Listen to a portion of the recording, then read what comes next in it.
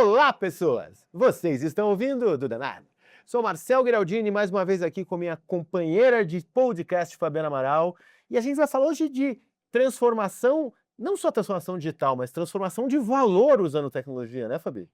E misturada com CX, que não é uma coisa tão comum quando a Nada gente comum. fala. E para isso a gente está aqui com o Leonardo Castilho, que é executivo de tecnologia, transformação digital e CX. Leonardo, é um prazer te receber aqui no Duda Math. Prazer todo meu, obrigado pelo convite, o do Demet também por essa oportunidade. Vai ser bacana conversar com vocês e falar um pouquinho da experiência que eu vivi, né, ao longo da minha carreira. Vamos começar por ela. Meu Deus, Conta já vai? Então vamos lá. Me conta um Conta um pouco. pouquinho da tua carreira pra gente, só para o pessoal se situar quando a gente der exemplos aqui. Cara, minha carreira eu considero bem eclética, assim, né, porque eu tenho formação em tecnologia, né, fiz tecnologia aqui em São Paulo, fiz matemática no Rio de Janeiro, eu sou carioca, mas já moro aqui em São Paulo há 26 anos. E eu passei por diversas empresas de segmentos diferentes, né, então por isso que eu falo que é eclética, porque eu trabalhei em segmento financeiro, na Credit Car, trabalhei, numa seguradora, foi a Sompo Seguros, trabalhei numa telecom, que foi a NET, por último trabalhei na Multilaser, que era uma indústria.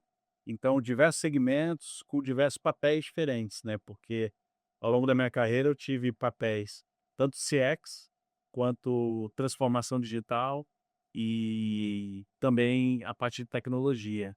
E em especial eu também tive um papel aí de durante 7 anos, colocar no ar uma operação C. Você trouxe uma frase quando a gente começou a fazer o alinhamento, que eu vou falar que eu quase escrevi já um artigo com ela, e ainda vou fazer, vou te dar crédito da Fica à frase, fica vontade, fica à tranquilo. vontade. Que eu vou até colar. A tua frase foi o seguinte, ó: "A tecnologia vive hoje, em 2026", para quem estiver ouvindo em algum outro momento, né, do espaço e tempo. Então, a tecnologia vive hoje um momento parecido com o que aconteceu com o marketing, quando saiu do offline para o digital. Eu nunca tinha pensado nisso, mas é meio que real, porque o marketing teve que reaprender a descobrir quem ele era, né, porque muito parou de fazer sentido, outras coisas apareceram, o comportamento mudou, as expectativas mudaram. É meio que a mesma coisa com a tecnologia depois do GenAI, né? Na minha visão, sim.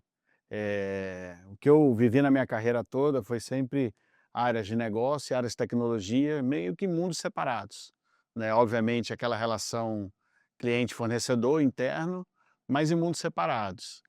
E quando eu assumi o papel de tecnologia, eu vi o quanto que as investidas das áreas buscando resultado em usar tecnologia cada vez mais foi crescente. Os que chamam, no mercado de shadow IT, né, uma área de negócio fazendo a tecnologia fora da estrutura organizacional. E aquilo tem um porquê, né, as áreas precisam de resultado, precisam entregar valor, e aí muita delas passa por tecnologia. E aí com essa chegada do não só da IA, mas também de tecnologias mais, low code, né, de desenvolvimento, isso empoderou muitas áreas de negócio, né. E isso traz uma reflexão grande para as áreas de tecnologia em como que elas vão se movimentar nesse cenário em que, obviamente, elas têm um papel super importante, fundamental numa organização, isso é indiscutível, mas a tecnologia está mais acessível a quem não é da área de tecnologia, né. E para mim isso tem uma relação muito próxima com o que aconteceu com o marketing. Por quê? Porque a gente saiu do offline para o digital e muitos profissionais de reconhecimento grande no mercado, eles ficaram sem chão, porque eles entendiam muito do offline, mas não conseguiam entender Google Analytics, não conseguiam entender métricas, não conseguiam entender que eles teriam que trabalhar com dados e um volume muito maior de dados, né, e isso acabou distanciando eles do que a gente tem hoje no mercado, né. Então, para mim o movimento com a área tech é o mesmo, né. Eu tenho uma frase, desculpa te cortar assim, mas tem uma frase que eu falo que tecnologia agora faz parte do profissional, e não só de uma área, entendeu? Profissional, é interessante. O Sérgio, meu sócio, ele quando veio aqui conversar com a gente, na verdade na Febraban, você vai lembrar da frase. A gente estava na Febraban e aí tava muita gente falando, querendo saber, tá, e o engenheiro de prompt? A gente falou, cara, isso não existe. Isso daqui é o hype que vai acabar. O momento, na minha visão, é dos analistas, que é o cara que vai conseguir fazer exatamente esse movimento que você está falando. Porque as áreas de negócio vão ter que aprender tecnologia. Agora, as áreas de negócio, de tecnologia vão ter que saber muito de negócio, porque o processo é mais importante que o código, né? O codar virou, por incrível que pareça, commodity. E não só commodities, né, assim, a gente sai de uma era em que a área de tecnologia entrega um produto e o usuário tem que usar e tem que respeitar aquilo, e é aquilo que eu tenho, né. Hoje em dia, o usuário é o cara que da área de negócio, né, é o cara que faz a empresa virar, né. Então não adianta eu ter uma empresa só com a área de tecnologia, ela não paga a conta. Quem paga a conta? A área de negócio. Então essa mudança de pensamento em que a área de tecnologia tem que apoiar o negócio, ela nunca fez tanto sentido para mim quanto no momento que a gente está. E a tecnologia está sendo disruptiva dia após dia. A gente pode falar hoje um negócio, daqui a uma semana isso já está diferente. Que a área de tecnologia vai ter que aprender a lidar com isso, né? Então é uma transição assim interessante, importante, mas ao mesmo tempo que eu acompanho no mercado, ela tem trazido algumas dores, assim, para muitas pessoas, né. É, eu imagino que sim, vocês estavam falando, né, é o profissional de tecnologia se aproximando e não só se aproximar como, ah, não vou ser mais só o cliente interno, sabe, ter essa relação cliente e fornecedor interno, né, mas eu vou entender o que é importante para aquela área de fato, e a parte da capacitação das pessoas parece que a gente chegou no meio do caminho, que tiveram várias resistências talvez ou até barreiras que tiveram sido que tiveram que ser superadas até na parte de controle, porque é isso que você comentou. Antes, dentro de uma empresa, a área de tecnologia era o papa, assim, vai fazer alguma coisa, não vai fazer, a gente que vai definir, né. E também deve ter sido um pouco desconfortável essa perda desse controle, ao mesmo tempo com grandes benefícios para falar: "Tá, agora não precisa tudo passar, naquele mesmo formato antigo de, ah, tem que passar por aqui, tem que fazer milhões de validações". Você tem uma agilidade que também deve dar um respiro para a área de tecnologia. Eu acho que não só dá um respiro, mas ajuda a área de tecnologia, né. Eu sempre apoiei que a área de negócio e a área de tecnologia tinham que estar juntas, né. Talvez por isso que um dos movimentos que eu tive na minha carreira foi cuidar de CX e tecnologia simultaneamente. Por quê? Porque existia muita, ruptura entre as 2 que não deveriam existir, na real, né. E quando eu falo desse apoio é porque, muitos projetos, eles talvez nasçam e morram sem que isso vire um sistema formal corporativo de uma empresa. Mas talvez tenha valor para a área de negócio e para a própria empresa, né, ao longo de um determinado tempo. Então eu defendo muito essa prática, porque, hoje as áreas de negócio, elas têm na mão delas o poder de criar os MVPs elas mesmas, e colocar isso em prática. E o que que isso ajuda a área de tecnologia? Se ela fizer isso, ela colocar em prática, ela mesma consegue aprender os erros e os acertos dela, para amadurecer aquele modelo e tomar a decisão, continuo com ela ou não. E aí se continuar, embarcar em um projeto robusto, que vai garantir segurança, vai garantir, disponibilidade junto à área de tecnologia. Então, na minha visão, isso daí agora é o papo daqui para frente, cada vez mais, né.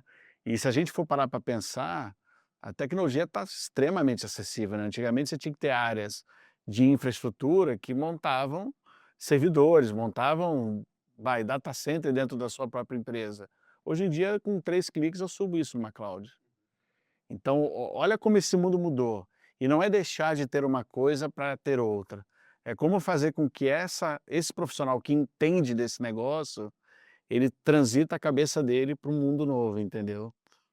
Leonardo, tu trouxe um ponto que eu já queria tratar aqui, que é o fato de, se não ficou claro, pessoal, que você falou, eu atuei na área de tecnologia e com CX, foi ao mesmo tempo, Sim, né? Você ao mesmo estava com as tempo. duas áreas sob sua gestão ao mesmo tempo. E elas operam, eu não vou dizer que ritmo, porque ritmo tem gente que pode ficar ofendida, mas assim, sobre horizontes diferentes. Sim. Até porque, se você falar para tecnologia, no final do dia, a gente foi criado, né? Tô falando da gente porque eu sou um profissional oriundo de tecnologia. Sim. Sobre a ótica de estabilidade. Então, você quer colocar uma coisa que não vai cair, você está preocupado com a segurança e tal. Então, você tem uma preocupação de estabilidade quase que basal da formação do profissional de tecnologia. O profissional de CX, por outro lado, ele é provavelmente um cara que até pode, alguns vieram de tecnologia, mas já está muito mais tempo vivenciando o marketing digital, já está trabalhando com a visão do Agile, não do ponto de vista da tecnologia, mas do Agile do modelo de negócio, do desconstrói e constrói de novo. Então, ele está muito mais para fazer testes e aprender com os erros e ir fazendo a incrementalidade do processo do que preocupado com a estabilidade. Aí tu falou, não, mas neste caso eu estou liberando para o cara fazer o MVP ali, depois. Então, você conseguiu manter essas duas dinâmicas sob uma mesma gestão, porque você entendia que, ó, na hora da segurança e escala vem para TI, e quando ainda é o MVP, como é que você fez para não dar atrito e como é que você fez para decidir o que vai em cada caixinha? Cara, assim, tudo depende do propósito do que vai ser feito, né. Eu posso pegar um exemplo aqui que, não só eu vivi, mas também colegas do mercado já viveram, eu conversei bastante com eles. Hoje quando você fala de CX, né, você está olhando de uma forma muito prática para a central de atendimento das organizações, né. É isso que o mercado vê na sua grande totalidade. Só que, para uma central de atendimento fazer o seu trabalho, a empresa tem que funcionar bem, porque não adianta eu falar: "Bom dia, boa tarde, boa noite, estou aqui para te ajudar", o cliente me tem uma demanda e eu não consigo startar isso dentro dela. Eu simplesmente não funciono. Então, aonde que vem, por exemplo, esse exemplo? Hoje existem plataformas de mercado que uma área de negócio pode contratar para fazer esse workflow, por exemplo.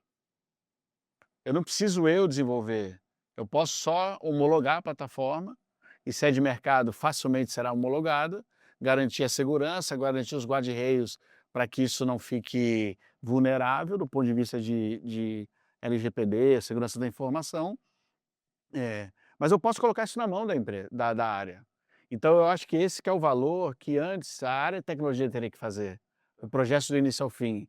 Então você empoderar as áreas para que elas possam, com a plataforma correta, com a governança correta, executarem os trabalhos e os testes que elas vão fazer, é sensacional, né, não precisa ficar amarrado mais na área de TI.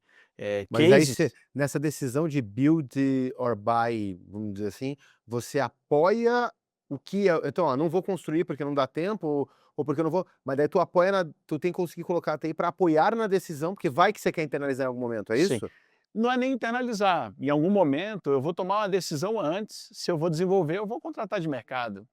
Então, por exemplo, muitas empresas às vezes querem desenvolver na mão, né, porque, eu vou desenvolver porque vai sair mais barato, eu vou fazer algo meu, adequado para o meu business, e isso na verdade pode ser uma grande furada, né, porque isso tem que ser mantido, você tem que revisitar código por conta de segurança, então você vai ter que manter gente para suportar um desenvolvimento interno do mesmo jeito, isso pode ser até mais caro do que você contratar a plataforma de fora. Então, esse é um dos pontos que eu acho que a área de tecnologia tem que apoiar a área de negócio. O que que você precisa? Qual é o objetivo? O meu objetivo é esse.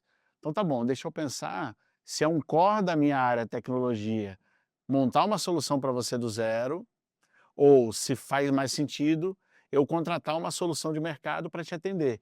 E às vezes, e eu acho que esse que é o ponto que cabe à área de tecnologia pensar sempre, é o quê? Talvez seja temporário. Eu vou contratar uma plataforma, a gente vai usar aqui durante um ano, você põe esse processo teu no ar, mostra valor para isso, ganhos, ROI que você tenha tido, e aí lá na frente a gente decide se isso vira uma plataforma interna ou não, entendeu? Então eu acho que a gente não precisa barrar a inovação das áreas ou as ações que as áreas fazem para buscar os seus resultados. A gente tem que apoiar com o mínimo de governança, e esse apoio com o mínimo de governança já nos garante até uma relação saudável entre as áreas para que a confiança mútua ajude as áreas a seguirem em frente juntas, entendeu? Não pode ter mais aquela discussão: "Ah, putz, eu sou da área de negócio, TI não me ajuda", ou "Eu sou da área de TI, a área de negócio faz tudo de qualquer jeito", isso aí tem que acabar, entendeu? A gente está falando, né, você comentou também tem muita coisa de mercado, muita coisa que facilita, tem muita tecnologia disponível e a gente talvez agora, não sei se está acabando, mas um pouco daquela coisa, tá, mas a tecnologia agora vai substituir as pessoas, você não precisa mais do mesmo racional, para crescer aqui ou para ganhar eficiência, eu preciso necessariamente de mais pessoas e você tem um case muito legal, de, na verdade, um aumento de performance com redução de estrutura operacional. Sim. Conta um pouco, assim, como foi, porque é algo novo e que talvez muitas empresas estejam olhando para isso também, que é como a gente ganha sem precisar aumentar na mesma proporção, ou até para defender isso e levar isso. Como foi? Sim, talvez até começando antes um tema mais polêmico, não sei se o pessoal gosta de polemizar um pouquinho, mas acho que sempre vale a pena. Eu sempre ouvi muito falar que a tecnologia vai acabar com os empregos, né. O que eu infelizmente estou vendo muito hoje, é não ter profissionais para os empregos, e talvez a tecnologia vai vir para ajudar as empresas naquelas posições em que a gente não vai encontrar pessoas para trabalhar. E isso é bem polêmico, envolve uma série de questões, mas eu acho que esse é um ponto para deixar no pensamento de quem assistiu o podcast, porque é assustador, como o Brasil tentando melhorar, mas está lidando com a educação básica, que são as pessoas que deveriam começar em algum momento suas carreiras, eventualmente em posições operacionais como eu comecei alguns anos atrás, e crescer gradativamente dentro da sua carreira. Eu vejo que cada vez mais a gente tem menos pessoas, e aí a tecnologia talvez seja uma salvação para as empresas, para elas poderem suportar essa ausência de pessoas querendo trabalhar, e continuar executando suas atividades, porque no final de tudo, é, todo mundo quer que alguma empresa forneça o seu serviço com a melhor experiência possível, né. Sim. A gente está trabalhando, só pegando um gancho, Vamos lá. estamos trabalhando muito para trazer para cá, para o podcast, o Eduardo Ibrahim, que escreveu o Empresas Exponenciais, que é um livro, acho que ele só não é o livro mais citado aqui, porque eu cito Drucker mais do que esse, né, mas assim, e ele traz uma visão, é uma visão meio histórica até, de que no livro, de que as sociedades mais automatizadas têm um maior e não menor volume de empregos. Só que era óbvio que na hora que tem uma disrupção, né, as coisas demoram para se acertar, nós vamos passar por a disrupção. Só que você não pode achar que, né, historicamente, a gente olha, depois da disrupção a coisa melhora. E todo mundo sempre acha que piora. Sim. Só que, já dando spoiler de uma pergunta que eu vou fazer para ele bate muito exatamente no ponto que você trouxe no livro sobre educação. Quer dizer, você só resolve essa curva se você não inventou a disrupção, o que não está acontecendo em território nacional, né? A gente está herdando ela. Você precisa garantir que o teu nível de educação vai fazer com que esses novos empregos possam ser colocados, ou essas novas funções possam ser realizadas pelas pessoas que estavam. Porque eu vejo muita gente pensando, não, nós não vamos mais trabalhar. Entra na doideira do Elon Musk, não, agora em um momento vai ter uma renda universal e ninguém trabalha. Gente, quando saiu a calculadora, os professores de matemática fizeram piquete na Times Square falando que eles iam perder os empregos. Então, nós não estamos eu não estou falando que não vai acontecer nenhum problema. Vai ter uma disrupção do emprego? Já está tendo. Agora, não quer dizer que a gente não vai passar e não vai melhorar. Agora, se vai melhorar ou não é uma questão de infraestrutura base, que talvez não exista. Então, eu quero muito trazer o Eduardo, mas ele não mora no Brasil. Então, a gente está tentando acertar um dia que ele está com agenda aqui para poder vir gravar com a Vai ser gente. bacana. E aí pegando o gancho na pergunta, né, eu acho que, a inteligência artificial ela trouxe um frenesi muito grande nos C-levels, no board das empresas, sobre esse processo de automação, de redução de custos, que eu acho super, honesto ser perseguido pelas empresas, porque cada vez mais você precisa ser eficiente, né, você precisa buscar isso. Mas isso tem acarretado, numa busca incessante por redução de custo, sem entender como fazer isso acontecer de forma estruturada, e que se sustente. Então esse exemplo que você deu é um case bem bacana, porque eu tinha um cenário, antes de eu estar na área de tecnologia, como CX, em que a gente estava tentando projetos para uso de IA na área de CX, e eles não saíam do ar. Por quê? Porque eles estavam sendo feitos com um propósito errado, né.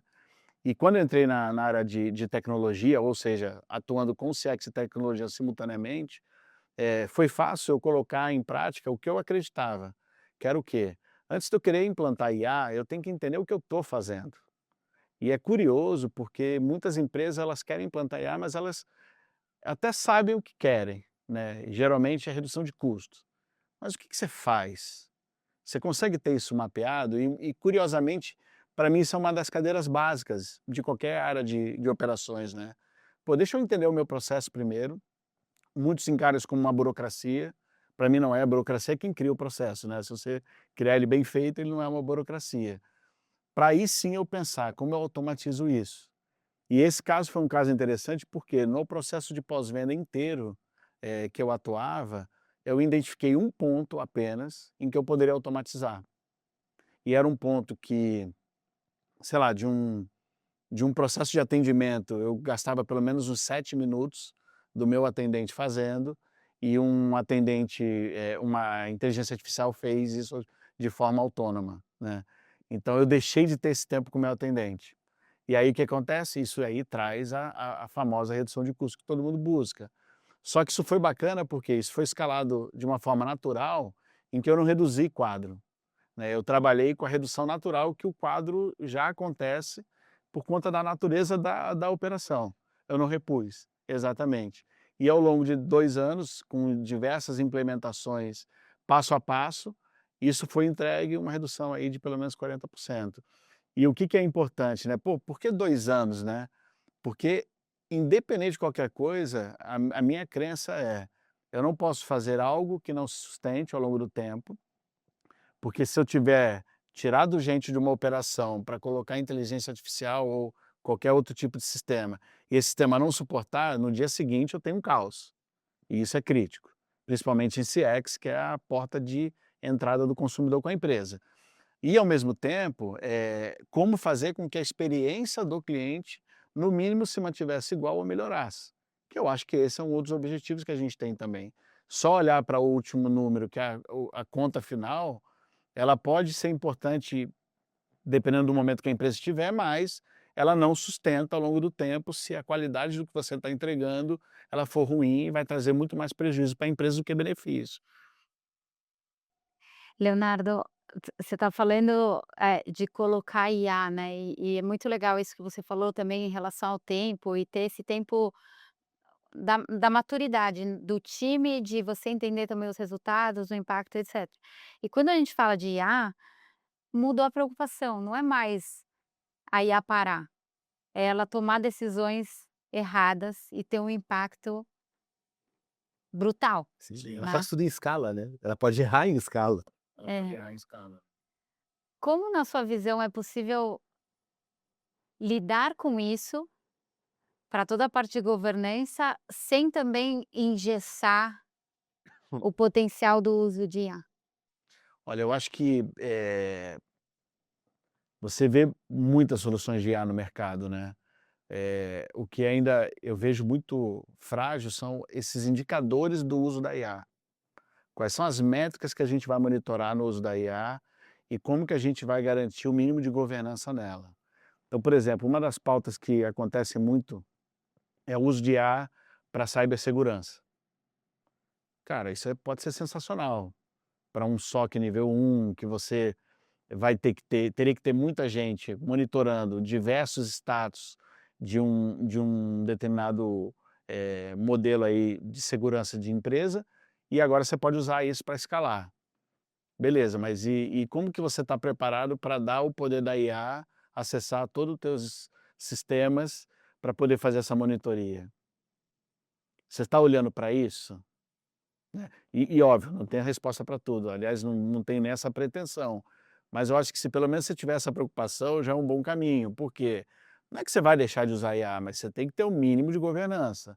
Se o board da empresa, se os C-levels acreditarem que é só ligar a IA e deixá-la rodar e fazer o papel dela, provavelmente vai ter um problema, provavelmente vai ter um problema. E aí é que tem a transformação desse profissional de tecnologia, que eventualmente o conhecimento que ele tem, as habilidades que ele adquiriu ao longo da carreira dele, para saber fazer a coisa, elas são importantes, mas não são mais fundamentais. Por que elas são importantes? Ele usar esse conhecimento para criar esses indicadores, monitorar o uso da IA e ver como que ela está se comportando no dia a dia das empresas, seja qual for o caminho que ela está seguindo. Mas, ao mesmo tempo, ele tem que estar preparado para sair da cadeira de execução e ir para uma cadeira de análise, de indicadores, que é um negócio que está sendo muito falado e também é um outro tema que falta profissional no mercado, né? Quando se diz governança, eu acho que tem um outro elemento da governança que está começando a aparecer mais claro, que é a tolerância a erro, mas do ponto de vista mais político, entender que o erro sempre existiu. Tem um exemplo que eu acho fantástico. Não sei se você viu, tem algum tempo atrás a Anthropic fez uma parceria com a Mozilla e eles colocaram era o Claude Security Something, não lembro qual era o nome completo, mas é um motor que validava o código do ponto de vista de segurança. Então ele era um pen test usando o Ops 4.6. Tá? Então assim, tá usando um modelo hoje dos mais parrudos no mercado, que um nível de raciocínio muito bom, e aí ele roda ali em, sei lá, alguns minutos, 20 minutos, 30 minutos, e ele trouxe, eu não lembro o número, mas era um número grande, assim, uns 60 erros, e eu lembro que eram 14 erros críticos no Mozilla Firefox. Essa, cara, que absurdo! Décadas foi 20 minutos que rodou, porque eu lembrei que assim, eram 20 anos de código-fonte, nenhum programador viu, em 20 minutos a IA resolveu, e todo mundo bater, né? Aí chegou o menino e falou, tá bom. Pegou o código do conector de segurança que foi usado nisso, e passou nele mesmo, e ele também achou um monte de falha de segurança. Então, assim, quando você tem algo que visualiza as coisas com esse nível de lupa, é óbvio que você vai achar erro. Você vai achar erro no que funciona, tu vai achar erro que é irrelevante. E aí pode ser o erro de processo, pode ser o erro de código, pode ser, aquela query ali tá ferrando meu banco de dados. Tá mesmo. Porque tem um ponto que ela vai gerar tanto ruído quanto sinal bom. Minto. Ela vai gerar muito mais ruído do que sinal bom. E eu adorei esse negócio porque ele mostrou assim, olha, é inseguro, as manchetes adoraram, e morreu 2 dias depois. O menino falou, deixa eu pegar o código disso, o código dele também é ruim. Só que não é ruim, é que sempre teve problema, a gente tem que entender que é assim, né? O mundo é um pouco assim, e não vai acontecer de estar perfeito, calma, porque senão as pessoas vão entrar numa outra paranoia, que daqui a pouco nada nunca, hoje a gente pode ser rápido, porque ela vai programar, daqui a pouco nada nunca vai pro ar, porque nada nunca vai estar bom bastante, nunca, porque o processo pode ser melhor, porque aquilo pode ser otimizado. Calma, gente.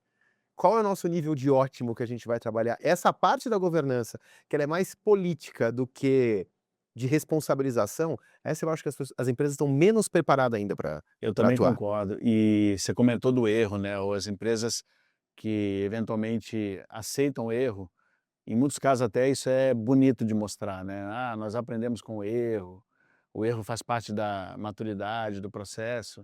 E eu tenho uma crença, né? Que, putz, quando você está inovando é normal você ter erro, né? Só que você tem isso não em produção, você tem isso nas etapas pré-produção, e esse erro sim faz com que você amadureça o modelo e tudo mais.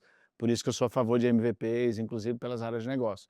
Agora, eu vejo ainda muitas errando em produção, aceitando erros que não deveriam existir, entendeu? E óbvio, pô, como você não pode usar a IA para te apoiar nessa análise, né? Que eu acho que isso faz todo sentido. Não para te dizer que você é perfeito, mas para te ajudar a mitigar erro, né? Hoje um profissional da área de tecnologia, ele consegue fazer muito mais testes ou muito mais simulações de modelos muito mais rápido do que no passado, né? Pô, por que não isso, né? Então eu vejo que a gente ainda não está no momento de deixar a IA sozinho, graças a Deus, porque se ela estiver sozinho, a gente vai estar no filme do Exterminador do Futuro, né? Mas ao mesmo tempo, se a gente deixar um pouco esse frenesi de lado, que tudo é IA, vamos acabar com tudo, vai ser tudo IA, que é a pressão que existe, né? Que é a pressão que está sendo feita, e usar a IA para nos apoiar, isso vai fazer uma total diferença, né? Não é mais a IA substituir, é como o ser humano vai liderar a transformação usando a IA. É essa a a forma como eu acredito, entendeu? É, e ainda tem um ponto que é onde faz sentido usar IA, né. Tem um Hoje a gente olha, cada vez surge um produto novo, uma empresa nova, uma nova tecnologia, além dos grandes vendors que tem aí, e é sempre: "Isso aqui é maravilhoso, vai resolver todos os problemas", tal, e no fim do dia, no mundo real, dentro daquela empresa, nem sempre ficar tão apaixonado pela tecnologia em si é o que vai resolver aquela estrutura, né.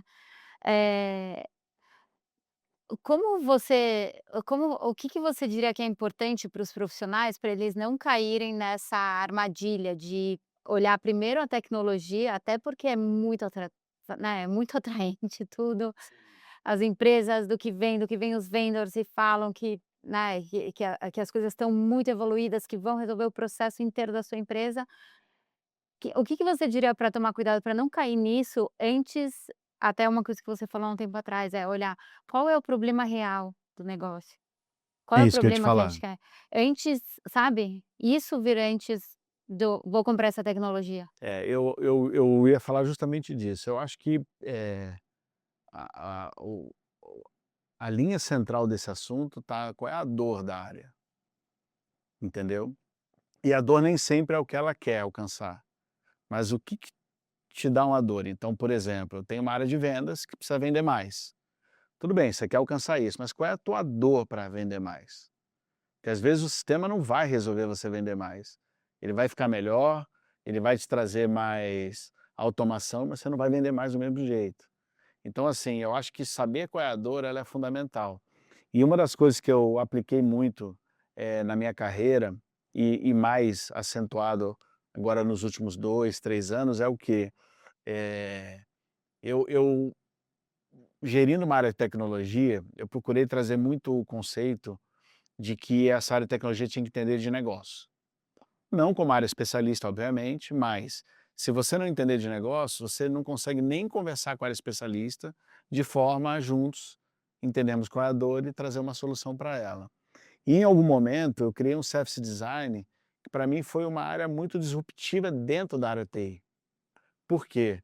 Porque o cara que faz as aplicações, ele é o engenheiro, né, e ele é o cara que vai desenhar a solução sob a ótica tech, né, só que ele acreditava muito que ele conseguiria caminhar também com a área de negócio. E que isso se mostrou que não era verdadeiro, pelo menos na minha experiência.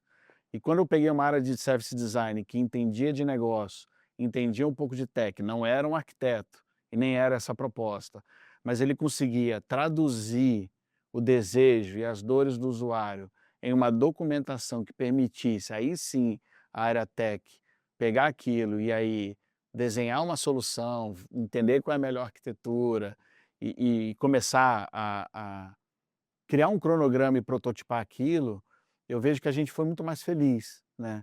E aí por que que eu falo isso? Independente das empresas terem ou não essa área, é muito importante ter essa correlação, mesmo que você contrate uma plataforma de mercado. Por quê?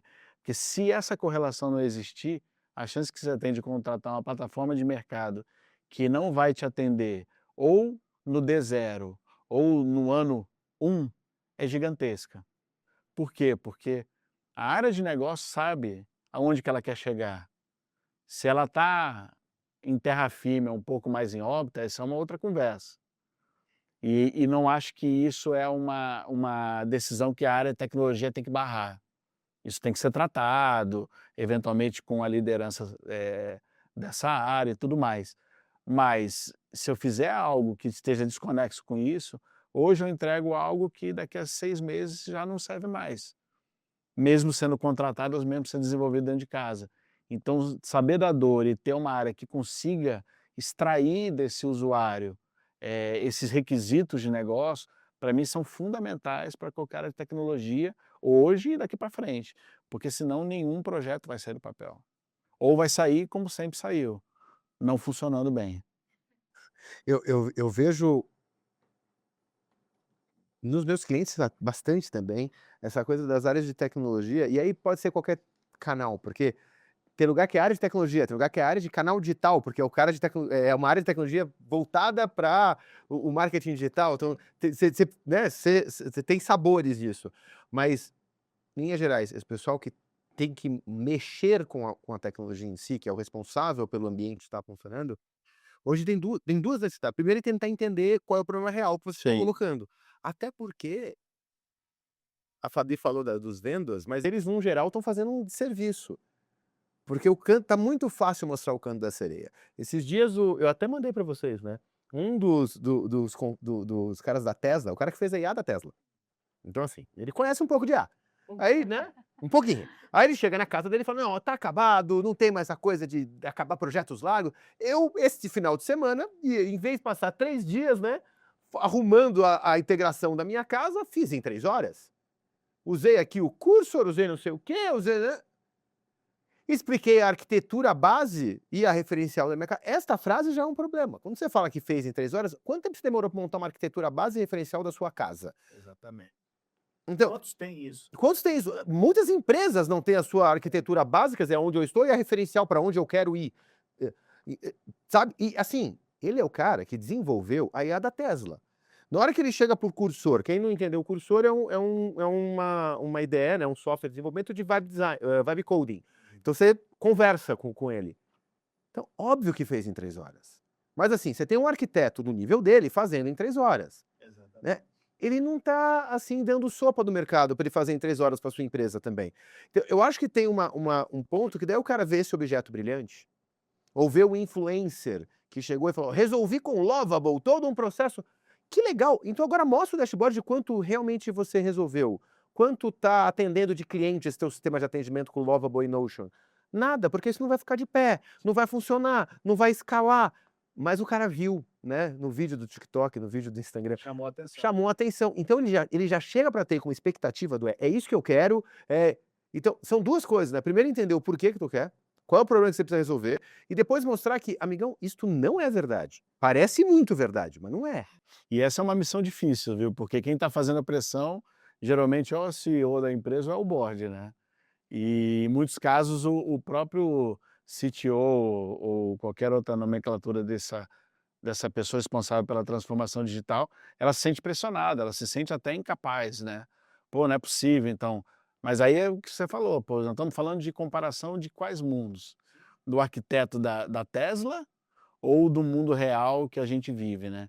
E muito se fala, por exemplo, de IA e de que precisa ter dados, né? Pô, acho que é importante ter dados, sem sombra de dúvida, mas isso já vem antes da IA, tá? Com todo respeito. A empresa que agora que quer fazer IA está preocupada em estruturar dados, putz, eu não sei onde ela estava até Eu agora. montei a MEF em 2016, e a primeira palestra que a gente fez para lançar a MEF foi: nós estamos transformando, porque era um produto, um SaaS, para fazer scoring preditivo e propensão de compra. E a gente desistiu da ideia porque as empresas não tinham os dados arrumados. Eu montei uma empresa de Data Science e Engenharia. Então, em 2016, quer dizer, tem 10 anos. E o problema é o mesmo. Mas você vai se deparar com isso nos dias atuais. Mas ela quer fazer IA, né? E aí, o que eu percebo muito? Nem ela sabe o que é feito dentro dela. E eu estou falando de exemplos que eu tenho diversos, de muita gente que eu converso, né? Uma vez apoiando uma determinada empresa, um benchmark que eu estava fazendo, o CEO me perguntou: putz, o que você acha que eu tenho que fazer com IA aqui? E eu olhei para ele e falei assim: olha, eu acho que antes de você pensar em IA, você tem que olhar para processos dentro da tua empresa. Aí ele: como assim? Eu falei: pega uma área qualquer que você quiser, e eu andei em algumas 2 ou 3 áreas lá na época. Pega uma área qualquer aqui tua, conversa com 3 pessoas sobre o mesmo assunto. Isso vai te mostrar por que você tem que fazer processo. Porque se você quiser começar a automatizar o que nem os teus seres humanos hoje já estão fazendo, você vai ter colapso. E eu não tenho a menor dúvida, a hora que você começar a discutir processo, você vai ver brecha de compliance, você vai se ver brecha financeira, você vai ver brecha de satisfação de cliente. Por quê? Porque a hora que você começa a colocar isso no papel, aí começam a aparecer mas e se isso acontecer? E se aquilo acontecer? E aí você vai ver que o mundo é muito mais complexo do que você imagina. Mas não tem problema. Eu te recomendaria isso, antes de você pensar em contratar qualquer plataforma ou qualquer empresa, fazer um trabalho de base, né. Mas eu vejo muito, e a gente está aplicando bastante a IA para resolver esses problemas que impedem ela de começar. E aí ajuda o cara a sair do, sabe? Os meus dados estão, não tem, eu não sei nem o que tem. Vamos dicionarizar, mas deixa eu colocar um agente olhando tua base. E aí aqueles projetos de dicionarização de semestres, né, acontecem em semanas. A gente estava conversando com o pessoal da Horizon há pouco tempo atrás, que eu falei, pô, a gente faz isso para mapear processo. Eles estão fazendo mapeando a estratégia completa da empresa. Assim, é projeto de anos. Não, cara, eu coloco um chat para conversar com as pessoas. Tá bem treinadinho. O que a gente hoje já faz com o processo. Eu preciso pegar um processo dessa área. Em vez de fazer 200 entrevistas, vamos abrir 200 chats com essas 200 pessoas que estão na área. E em vez de falar com algumas, a gente fala com todas. E daí, você consegue, aí você faz um mapeamento de processo, de novo, em uma semana, 2 semanas, tendo todas as visões diferentes de todo mundo. É muito Ele acha onde está igual. Ele olha, ó, este conceito, nitidamente, vocês não têm. Então, o que. Vou adiantar uma que vai aparecer sempre, aí é antes da IA, né? O conceito venda. O que é venda? Para o financeiro é uma coisa, para o contábil é outra. Para o vendedor é outra, então não tem nada a ver com o que é para esses dois. Para o cara da entrega é outra, é o que vendeu, não, porque não é o que vendeu, é o que vendeu que eu vou entregar. Né? E aí você vai para um pior ainda, não, é reconhecimento de receita. Porque está na venda, não está na venda. Tá na... Então, tem conceitos que. E aí você consegue entender os conceitos que a empresa não conversa. Você pode usar a IA para acelerar e tirar um pouco até esse peso das tuas costas. Ah, porque não, nós estamos usando. Mas para resolver esse teu problema, tem que resolver outro antes. Então, eu acho que dá para. Mas tem que comprar algumas brigas, porque se só for acelerar, como você falou, ela vai. E eu não tenho a menor Mas só- dúvida que dá, tá? Não tenho a menor dúvida que dá, mas tem que comprar algumas brigas, porque, no geral, as empresas elas estão muito aceleradas e tem um porquê, tá? Tem um porquê delas estarem aceleradas. Mas, se você não tiver um plano estratégico mínimo de pelo menos 1 ano, 2 anos, e isso tem que ser revisitado porque o mundo está em transformação, você vai trabalhar só na consequência. E isso pode ser ruim para você, talvez você tenha um resultado imediato, pequeno ou menor do que você poderia ter, porque você trabalhou na consequência, não na causa. E o uso da IA pode apoiar a empresa dentro dela, antes de você ir para fora, né. Se eu quero reduzir custo ou se eu quero ganhar eficiência, eu quero isso mês que vem ou eu quero isso daqui a 1 ano, fazendo o trabalho, o dever de casa bem feito para chegar daqui a 1 ano e conseguir entregar isso. Eu acho que são, eh, pensamentos que têm que existir. E de novo, longe de mim querer julgar o que é certo e errado, né. Eu acho que cada empresa tem o seu momento, sabe das suas dores, mas, se eu tiver possibilidade de colocar a minha opinião vai ser sempre o quê? Pô, vamos trabalhar com isso antes da gente estar numa situação crítica, para quê? Para ao longo do tempo, isso se transformar de uma forma saudável e perene, e realmente não ser um voo de galinha, né, como se fala no mercado, entendeu? Leonardo, esse papo está muito bom e a gente poderia seguir, mas, eu quero te agradecer muito por ter vindo aqui no Duda Math e te perguntar, as pessoas que querem te seguir, porque você escreve alguns artigos super interessantes também, qual é a melhor rede? Ah, LinkedIn, com toda certeza. Quem quiser me procurar, Leonardo Rodrigues Castilho, estou na LinkedIn, de repente eu posso deixar aí no final do vídeo A o gente põe link no para link. A gente vocês, põe então o tá link, a bom. gente põe o link Então tá aqui bom. embaixo. E vai ser um prazer conversar com todos. Espero que tenham gostado e fico à disposição aí sempre. Posso fazer um furo? Uma pergunta póstuma? Pós-podcast? Ai, meu Deus, vai lá. Para quem. Vou aproveitar porque eu posso perguntar para alguém que ainda, enquanto estamos gravando, quando você for no LinkedIn, eu já sei para onde o Leonardo está indo. Então, o Leonardo está empregado, está trabalhando, mas nesse momento ele não está. Então agora eu posso perguntar. Eu estou dando um disclaimer para se alguém ouvir, você não está dando, como é que fala? Segredo de ninguém. Ai, meu Deus do Se alguém céu. for começar uma área de tecnologia hoje, o que ela tem que fazer? Olha, ela tem que, obviamente, ter bons profissionais, ela tem que ter método, porque a área de tecnologia não pode ser devaneios dos profissionais, sem um método, sem uma organização e conversem com as pessoas, né. A área de tecnologia, por incrível que pareça, ainda depende de pessoas, sejam para desenvolver as soluções, sejam para, contratar a IA e fazer a IA entregar o trabalho.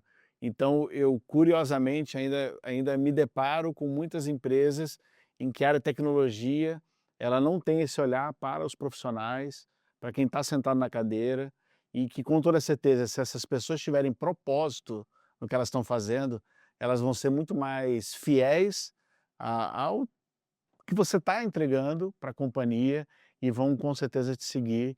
E eu falo isso com a certeza de ambientes que eu entrei na minha jornada altamente críticos, altamente adversos e consegui transformar isso me preocupando com as pessoas. Muito Agora bom. sim. Muito obrigado, Então tá Leonardo, bom. por estar aqui com a gente. Obrigado. Você que chegou até o final, não conta pra ninguém que tem cena pós-crédito, não. Pra ter o último insight, a pessoa tem que ouvir até o fim. Senão, na hora que a Fabi começou a dizer tchau, desligou, perdeu. Chegou a gente até aqui, dá um curte, comenta, compartilha, por favor. Siga a Experiência Ganhador Foodcast. A gente se encontra na próxima quarta-feira. Valeu.